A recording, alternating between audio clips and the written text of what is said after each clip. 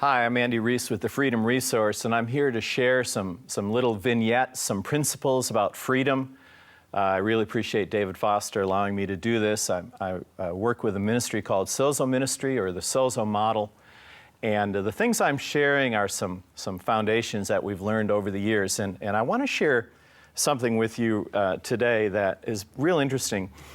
A lot of scriptures seem kind of normal until you really think about them. And here's one that really throws me. In Mark 1, it says, "And Jesus was preaching in their synagogues and casting out demons." Now, I don't know about you, but my idea of a Saturday synagogue service was not Seth and Enoch floating around, green slime, heads twisting and screaming. It's just guys reading scripture. It's just normal people, just like us. And yet, there was an enemy who in some way controlled some of them, who in some way influenced them. And there's always this question, especially with Christians, that is, can a Christian have a demon? Well, as my friend Chris Valadin says, sure, but why would they want one? Well, really, the Bible talks a lot about demons and Christians. It talks about them as hidden enemies, and we have hidden enemies. Let me give you an example. There's a scripture that all of us are familiar with that says, "Be angry, but do not sin." Ephesians 4, "Don't let the sun go down on your anger." And what's next? "Don't give the devil an opportunity." Now, that word opportunity is the Greek word topos, which means ground. That is, I've given ground to the devil.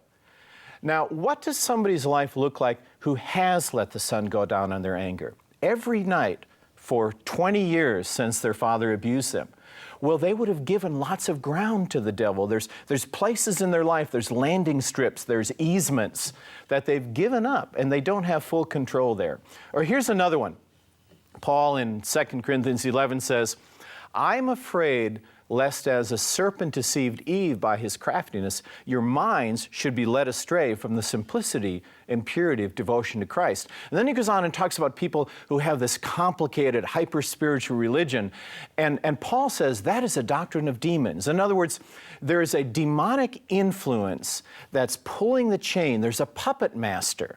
And while we don't always in ministry encounter demons head on, we always seem to encounter their handiwork, because there are strongholds inside of us. And a stronghold is something that has a strong hold on us. It's a place inside of us that we don't have full control. It could be a temper, it could be the way we look at ourselves, it could be our sexual appetites. But demons, as we've seen, are legalistic and opportunistic. Just like a germ, you cut yourself, it doesn't always get infected, but sometimes it does. And that's because germs are opportunistic. Demons are the same way. Jesus could say, Simon Peter saying, "Oh, Jesus, not you, don't go to Jerusalem." And Jesus looks right through Simon to the puppet master behind him. And he says, "Get thee behind me, Satan." Now, I'm sure Peter had a bad afternoon after that, wondering, well, I thought it was just me saying that. And Jesus said, no, it wasn't just you saying that, but there's a puppet master behind you. Satan comes in, and he doesn't come in and say, "Hi, I'm Satan. I'm here to steal, kill, and destroy your life, drag you to hell. Have a nice day, want to come." All of us would run screaming. But he says, for example, let me take me. Now, I started growing bald when I was born, okay, early on in my life. And so there would be this voice in my head, and it wouldn't say, "You're ugly," or "You're bald," but it would say, "I'm ugly. I'm bald." Satan comes in the first person singular, and he weaves his thoughts in with our thoughts.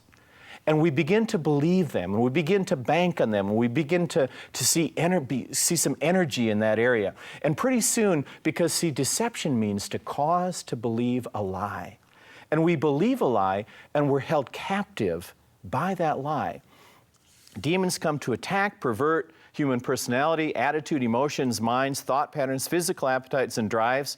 They lodge in parts of our personality. I'm reading now this list because I want to get it right. They entice, harass, torture, torment, compel, enslave, defile, deceive, manipulate, dominate, accuse, tempt, cause sickness and infirmity, intimidate, and help cause addictions. That's a whole lot of stuff. A lot of people are held captive. I don't know very many Christians who haven't been susceptible to demonic influence in their life. We're going to talk more about this, but I want to tell you the good news. And the good news is Jesus came to destroy the work of the devil and to free captives just like us. Mandy Reese with the Freedom Resource. Bless you.